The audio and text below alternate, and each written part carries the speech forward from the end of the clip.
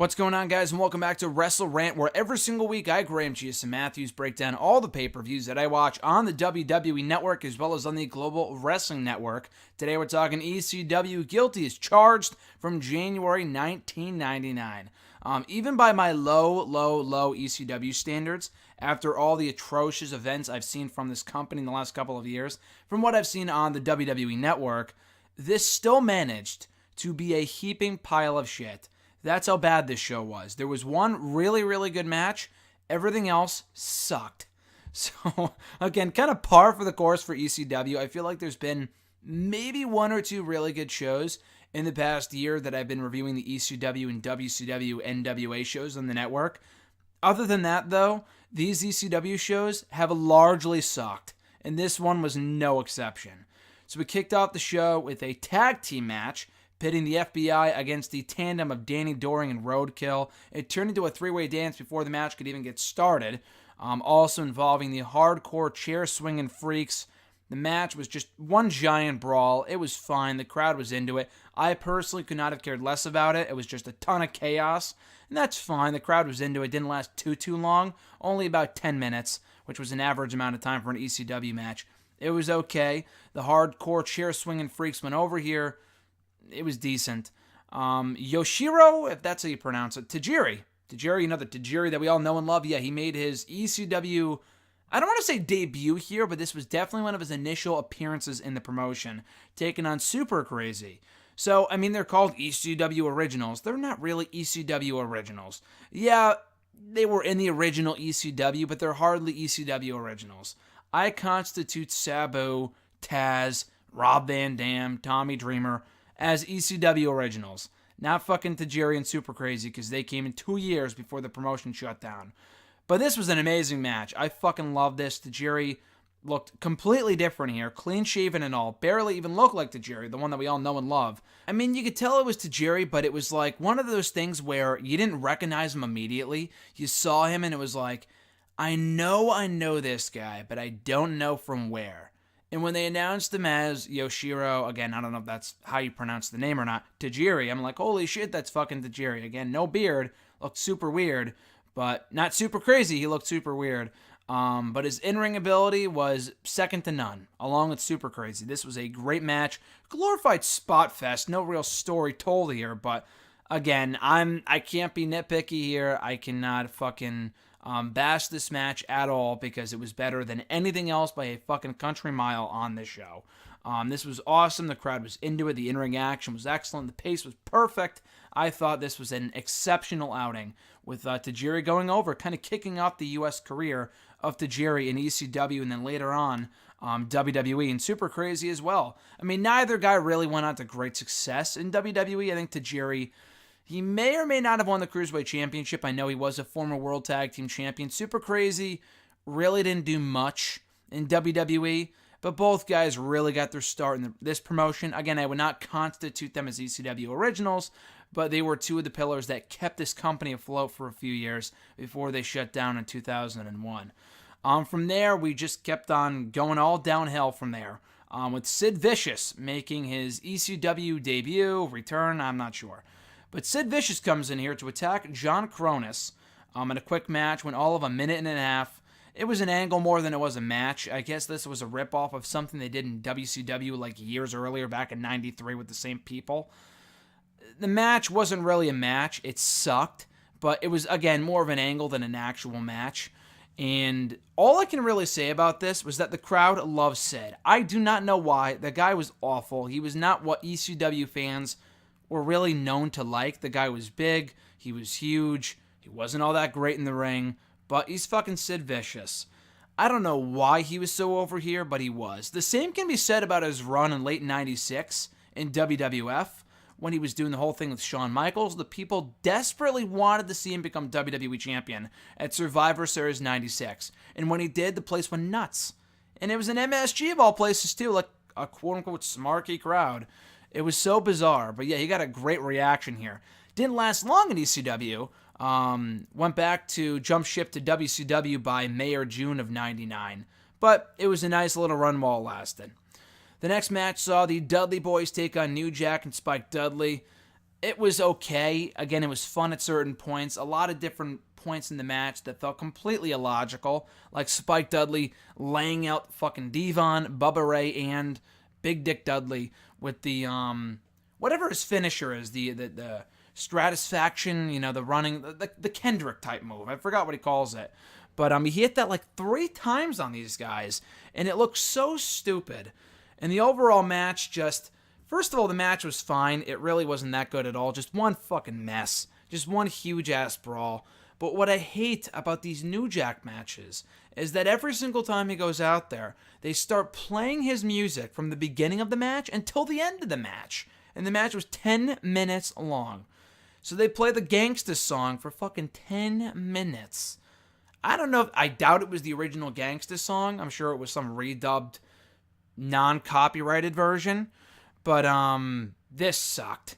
This sucked. And I hate when they play the fucking music. It's so annoying. And it gets so old after like 30 seconds, if that. And that's being generous. So as a match, it was not really that good. And the Dudley Boyz went over as they should have. But the music was what really bothered me. And even as a match, it wasn't all that good anyway. For the ECW World Television Championship, we had Rob Van Dam defending the gold against Lance Storm. Very well wrestled match here. They got a ton of time, almost 20 minutes. Unfortunately, it wasn't that good of a match. It was one of the better matches on the whole show.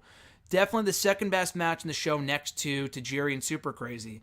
But I had high hopes for this, and it did not exactly meet my lofty expectations. Rob Van Dam is great. Lance Storm is great. There is no reason for this to be painfully average, which is what I felt like it was. It had a great finish, but beyond that, RVD, Lance Storm would hit all this shit, and then RVD would just get up and no-sell it. I don't know if that was an intentional thing. I don't know if that was RVD being a dick. I have no clue. But it was really fucking annoying. It was kind of one of those small things that he kept doing. It wasn't a one-time thing. He kept doing it, and it completely took me out of the match. So a lot of the match, again, it was well wrestled, but a lot of it was stalling. It went 20 minutes, so it looks good on paper, but if you watch it in a vacuum, it's not that exciting. It's good, and they work well together, but it could have been so much more considering the contestants here. It was fine. RVD emerged victorious, still the TV champion.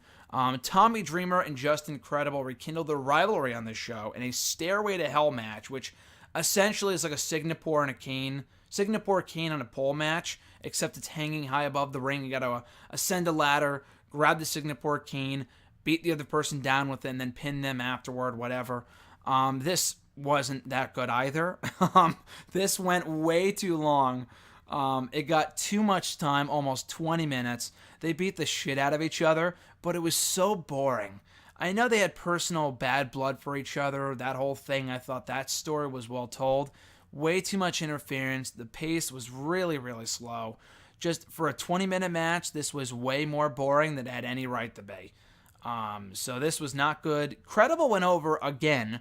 And I know Dreamer was like an underdog and they wanted people to rally behind him. Incredible was good. He was not good enough to justify the push that he was getting. At least in my opinion. From what I've seen from him up to this point, the guy is being shoved down people's throats, but he doesn't feel like a main event threat whatsoever. The guy was mediocre at best. Higher, maybe upper mid-card. Nothing beyond that. The guy should not have been beating Dreamer as many times as he was. Especially matches like this that just were a fucking bunch of nothing. It was a lot of nothing. I know they tried to add it, add to the bad blood, add to the animosity with the stipulation, but it just felt like it fell flat and no one cared. And then we get to the main event for the ECW World Heavyweight Championship. Shane Douglas defending against Taz. Again, a match that just sucked. I had higher hopes for this. I really did. Taz, that was great. The guy was on a roll for years in ECW. One of the few homegrown stars that promotion had. Shane Douglas, I thought carried that promotion, was like the Triple H of ECW at this point. But this just was not a good match. They took their fight into the crowd. They brawled all over the arena. For what reason, I don't know. There was a lot of brawling here, but none of it made any sense, and it did not add to my excitement of the match. It really just made me not care until the final few minutes. There was a lot of fucking interference. We had Chris Candido get involved. I think Francine or whoever was with Shane Douglas Tammy Sitch, a.k.a. Sunny. It's like, Jesus Christ. And that was how Taz won the championship in the end. So it was a cool moment. The crowd went nuts for it. But it felt like it was tainted by all the interference in the end. So the match really was not that good. Almost 23 minutes in length, this match was. Way too much time for a match that was pretty bad, to be honest. Pretty bad match. Great finish, great outcome, and I was happy with Taz becoming champion. But overall, this match sucked. And it ended the show on a very sour note. Left a sour taste in my mouth, which can be said about the rest of the show as well, because this show overall was really not that good. This was another show of ECW's that felt like it just sucked from start to finish. And we talk about bad pay-per-views by modern-day standards. I know it was different back in '99. That's no excuse. Again, you watch the show in a vacuum, no prior build-up, no aftermath. I do only watch the ECW pay-per-views. I watch the video packages. I listen to the commentary. I try to get a sense of what's going on at that time when I watch these shows, and also doing additional research, but it just felt like it sucked. It just fucking sucked. Except for the Tajiri Super Crazy match, everything about this fucking sucked. So do not watch ECW Guilty as Charged, 1999. Not that good of a show at all. Would I recommend watching it? Absolutely not. Guilty as Charged, 1999. Recommendation to avoid here. There's some other ECW shows that were better than this, some shows that were worse than this, but that does not make this a good show. Guilty as Charged, 2 thumbs down from yours truly.